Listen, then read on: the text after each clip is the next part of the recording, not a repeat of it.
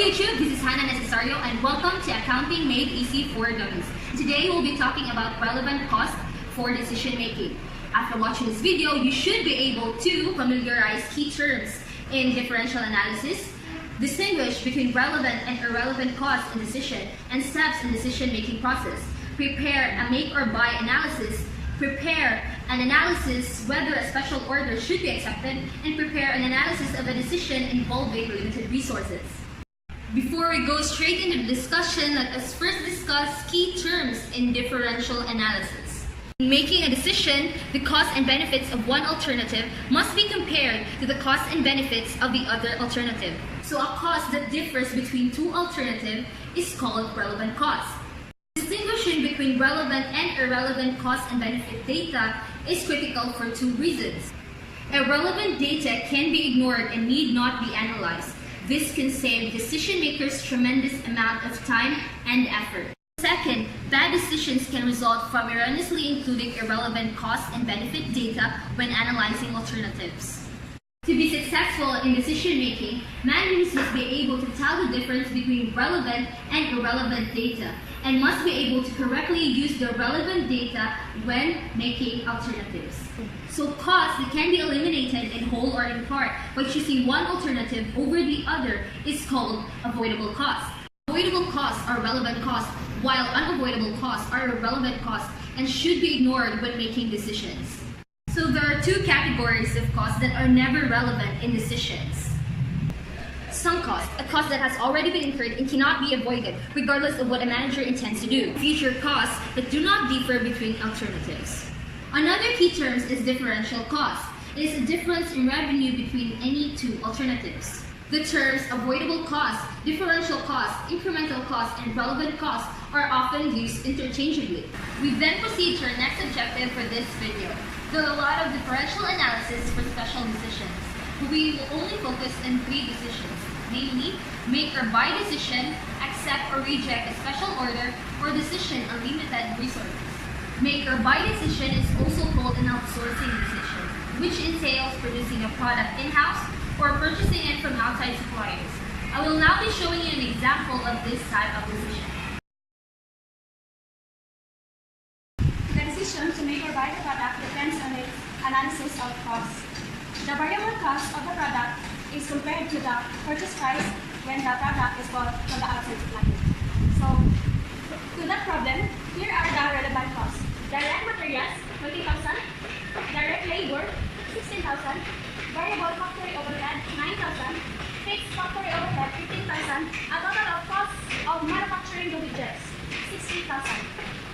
But the cost of buying the widgets, purchase price, $5.25 times 10,000 widgets equals to 52,500. Freight cost, the shipment of the product, 0.50 centavos times 10,000 widgets equals to 5,000. Unavoidable cost, 60% of the fixed factory overhead, 9,000. Total cost of buying the widgets, 66,000. So the company JKM must make the product instead of buying from the outside suppliers because they will have a savings of 6,000.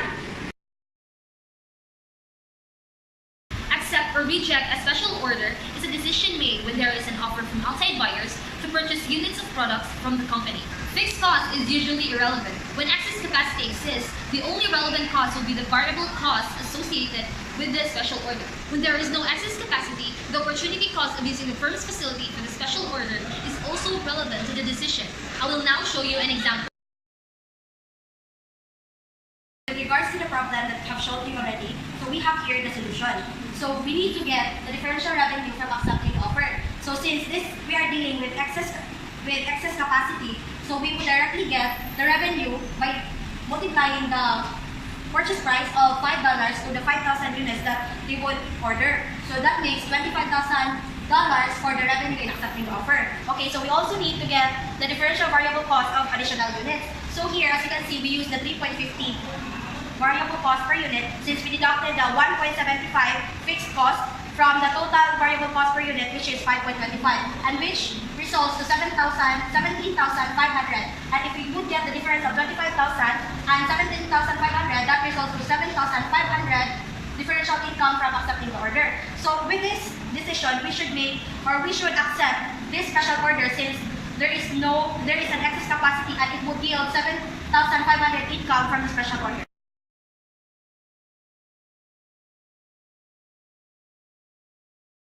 So here is the example for no excess capacity, accept or reject special order problem. So for now, I'm going to discuss the definition and how did I arrive to the problem I showed earlier. So this problem is asking for the total operating profit for 2007.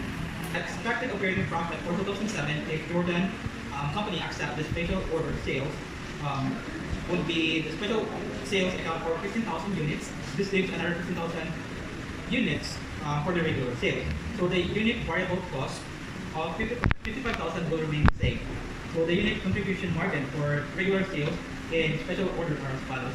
So for the regular sales, we have 810,000 is divided to the 18 units, which is the contribution margin per unit is 45,000 and 45 per unit. For the special sales, is 90 is less to 55 pesos. We do have 35 per unit. So the fixed cost is 495,000 will remain same. So the operating profit if the special order sales is accepted shall be, first you have to compute the contribution margin, which is 1,200,000 is less to fixed cost 495, and the operating profit for 2007 is 705. Decisions involving limited resources. Organizations typically have constraints such as limitations in floor space, machine hours, labor hours, or raw materials are common.